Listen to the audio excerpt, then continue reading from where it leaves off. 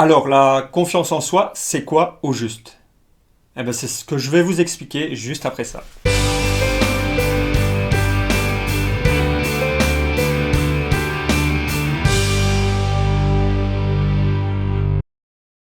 La confiance en soi, c'est quoi au juste? En fait, c'est l'ensemble de toutes vos connaissances, de vos expériences, mais également des compétences que vous avez acquises dans votre passé. Donc, vous vous rendez bien compte que tout ça va dépendre aussi de la façon que vous avez vécu votre enfance, votre adolescence ou encore votre vie d'adulte, que ce soit au travail ou ailleurs. Donc, si vous avez eu par exemple des parents qui avaient tendance à valoriser ce que vous faisiez, qui s'intéressaient un petit peu à vous, qui pouvaient applaudir quand vous réalisiez quelque chose, ou alors, si vous aviez peut-être des parents qui faisaient pas attention à vous, qui s'en foutaient pas mal de ce que vous faisiez, à ce moment-là, ça va être un peu différent. Et vous aurez peut-être tendance, si vous êtes toujours resté sur ces mauvaises expériences, à vous replier sur vous-même, justement à pas vous faire confiance, et ne pas se faire confiance, et ne pas faire confiance à ses compétences, à ses connaissances. Et donc, certaines personnes, par exemple, comme moi, qui ai vécu une bonne enfance, je pense, Euh, mais malgré tout, j'ai eu du mal à me mettre en avant, à parler en public, à parler à des inconnus. Et au fur et à mesure que je grandissais, comme je le disais au départ, avec l'expérience, que ce soit au travail, l'expérience des relations humaines que j'ai eues, j'ai appris un petit peu à me décoincer au fur et à mesure, à pouvoir aborder des gens, à discuter de tout et de rien. Mais également, parler en public, ça, j'ai toujours eu du mal. Et c'est quand j'ai commencé à faire ma formation en développement personnel en hypno-coaching que petit à petit, on n'avait pas trop le choix, il fallait s'ouvrir aux autres, voilà, montrer ses sentiments, discuter de choses un peu plus personnelles pour pouvoir faire des exercices, tout ça. Et tout ça m'a fait prendre confiance en moi. Parce que le problème qu'on a, c'est qu'on veut toujours faire les choses le plus parfaitement possible, justement pour éviter des retours négatifs, pour éviter le regard des autres, pour être abaissé. Et, et donc voilà pourquoi on n'ose pas se lancer dans l'atteinte d'un objectif, se montrer en public, parler en public. Et c'est une des raisons pour lesquelles moi j'ai décidé petit à petit à faire un travail sur moi-même. Et c'est comme ça aujourd'hui que je suis devant vous là, en train de vous parler, assez détendu, sans vraiment penser à ce que j'allais dire avant de commencer la vidéo. Je voulais surtout vous parler de mes petites expériences que j'ai faites, mais également de vous motiver aussi si vous avez des objectifs, c'est ne pas toujours remettre tout au lendemain. Moi, par exemple, ce que je faisais, c'est que malgré que j'avais eu quand même une formation en hypno-coaching avec beaucoup de matières, beaucoup d'explications, beaucoup d'exercices en ligne, des exercices en groupe aussi, et malgré tout ça, quand vous devez vous lancer dans quelque chose que vous ne connaissez pas vraiment, voilà, c'est un petit peu comme le syndrome de l'imposteur. Vous dites, ouais, mais j'ai vu un gars qui faisait ça, il faisait super bien. Moi, je vais me lancer, je vais faire quoi? Si les gens le connaissent lui, je vais passer pour un débutant. Mais c'est pas grave. Je me suis dit, c'est pas grave. De toute façon, il faut bien commencer par le début. Et pour commencer par le début, j'ai décidé de me faire des petites vidéos, de me regarder, de me documenter aussi, parce que c'est un problème aussi. La confiance en soi, c'est bien de l'avoir, mais si on n'a pas les compétences aussi pour se lancer dans tel ou tel objectif, on part un petit peu au casse-pipe aussi. Donc moi, ce que j'ai fait après ma formation, par exemple, c'est j'ai commencé à lire des bouquins sur différents thèmes pour pouvoir avoir un petit peu des informations qui viennent de différentes sources pour pouvoir me faire ma propre opinion de ce que je voulais bien comprendre, ce que j'allais comprendre et reprendre vraiment les informations qui m'intéressaient le plus pour pouvoir exercer par la suite. Mais il y a aussi, c'est un piège aussi parce que à chaque fois qu'on va apprendre de nouvelles choses, au moment de se lancer, on va dire ouais mais ça j'ai oublié. je comprends pas trop bien ce sujet-là, donc qu'est-ce que je vais faire? Ben, avant de me lancer, je vais me redocumenter. Et vous êtes parti ainsi sans cesse, pour finir, vous vous lancez jamais. Donc moi, ce que je vous conseille, c'est de poser des actions qui vous parlent, des petites actions, des petits... on dit par exemple, il y a une question qui vous demande comment est-ce que vous faites pour manger un éléphant? Eh ben, par petites bouchées. Ce qui veut dire que quand vous avez un objectif, quand vous avez un rêve à, à accomplir, le but ce n'est pas d'atteindre cet objectif directement. C'est d'avancer pas à pas, c'est de vous mettre des plus petits objectifs. Et une fois atteint, vous allez prendre de plus en plus confiance en vous et en même temps acquérir de nouvelles compétences. Ça peut être comme compétences, ça pourra être beaucoup plus posé, plus sûr de vous quand vous allez vous adresser à un public, par exemple, si c'est votre but. Moi, c'était mon but au départ. Je voulais directement, à force de regarder des gars qui se débrouillent bien, parler, faire des hypno-coaching, faire les coachs, mais devant 1000 personnes. Après, j'ai quand même revu mon objectif un petit peu plus cool. Donc, par exemple, ici, j'apprends, par exemple, déjà à me présenter, parce que c'est pas facile de se présenter. On se connaît mal. Et si je vous pose la question, donnez-moi vos, vos principales qualités ou vos défauts, je suis sûr et certain que ça va vous prendre pas mal de temps à les trouver. Pourquoi? Parce qu'on ne s'écoute pas, on ne prend plus le temps vraiment de savoir ce qu'on veut, de se poser, de réfléchir à ce qu'on pourrait améliorer ou pas, ce qu'on veut vraiment dans la vie, est-ce que ma situation ici actuellement me convient, est-ce que je rêve d'autre chose, de quelque chose de plus grand. Et la vie qu'on vit aujourd'hui, en fait, je trouve qu'elle est voilà, entre le travail, les enfants, voilà, toutes les tâches au quotidien qu'on a, je trouve que la vie, on dirait qu'elle est faite justement pour ne pas qu'on ait le temps de se recentrer, de se reposer les bonnes questions et de se rendre compte que tout ce qu'on fait, on est sur le mauvais chemin et que c'est pas le chemin qui nous correspond.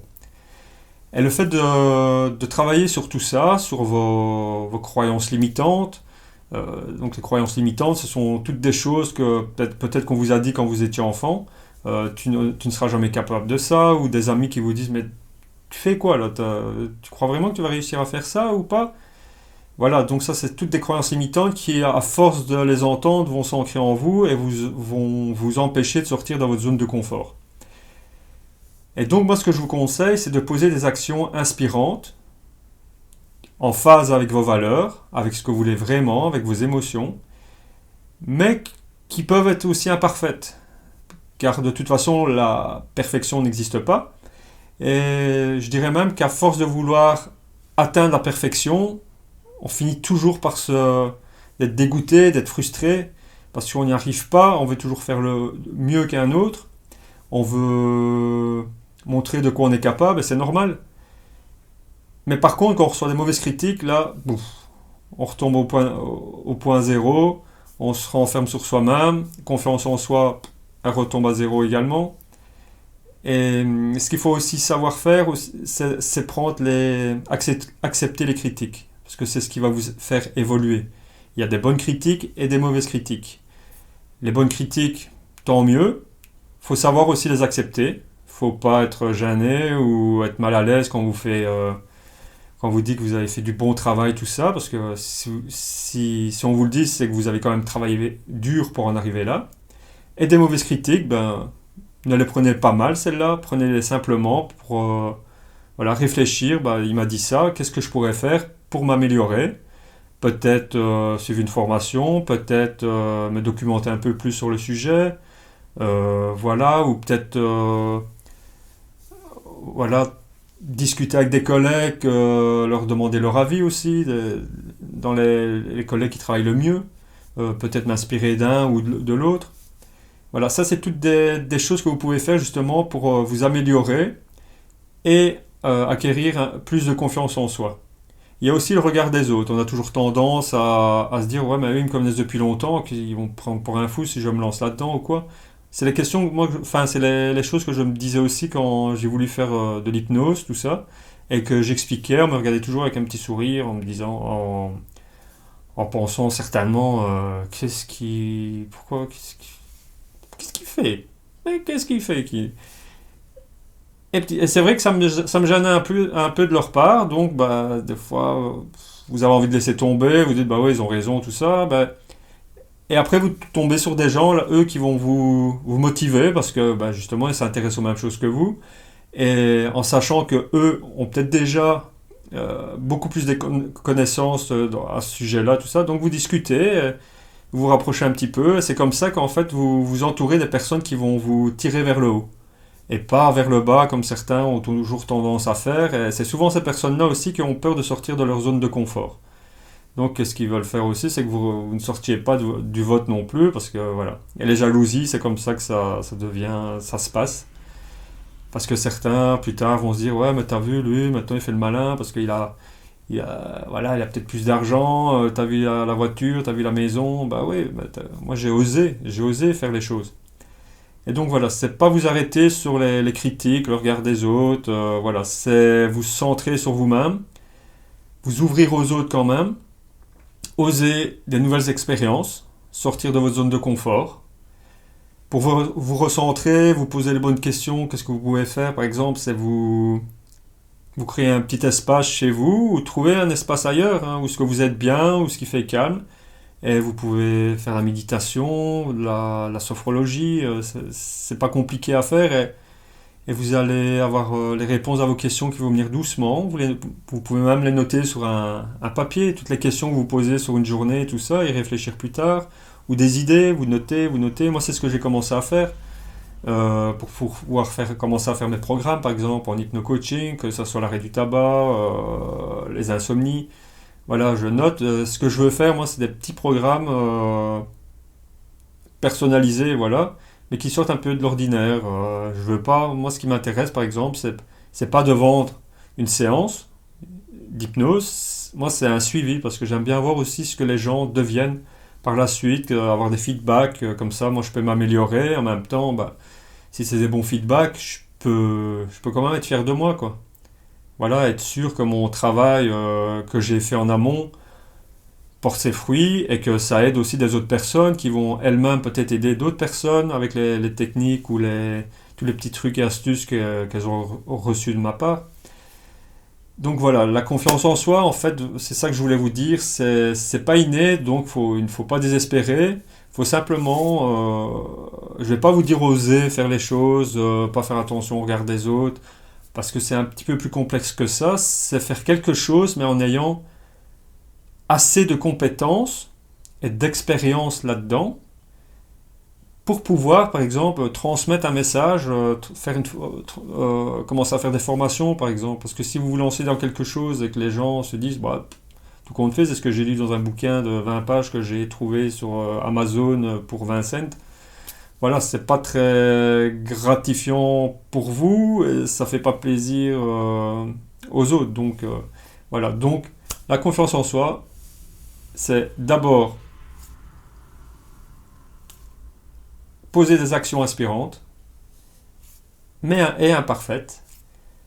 Ensuite, vous ouvrir aux autres, toujours continuer à vous former, que ce soit lire, regarder des documentaires, aller à des séminaires, participer à des formations, n'hésitez pas. Après, c'est oser sortir de votre zone de confort, se poser un objectif. Et le mieux quand vous posez un objectif, c'est poser une date à laquelle vous aurez réalisé cet objectif parce que ça va vous motiver. C'est quelque chose de précis. Parce que si je dis par exemple que je veux gagner beaucoup d'argent, ça ne me dit pas combien je veux gagner. C'est beaucoup d'argent. Peut-être pour quelqu'un qui a plus défavorisé, gagner 100 euros en plus par mois, il sera heureux. Pour moi, ce sera peut-être 500, pour un autre, ce sera peut-être 2000 euros. Voilà, c'est vous fixer un objectif et vous en tenir à cet objectif sans vouloir aller trop vite. Donc, comme l'éléphant, bouchée par bouchée, pour vous permettre d'acquérir de plus en plus de connaissances, de confiance en vous, accepter les critiques, bonnes comme mauvaises, transformer les mauvaises pour vous permettre d'évoluer, justement pour renforcer vos points faibles. Et déjà, quand vous aurez fait ça, voilà, je suis sûr et certain que vous serez sorti de votre zone de confort et vous aurez déjà entamé des nouvelles expériences, que ce soit dans le travail, dans la vie privée. Voilà. Pour moi, ma vidéo est terminée. Je vous remercie beaucoup de l'avoir suivi et je vous dis à très bientôt.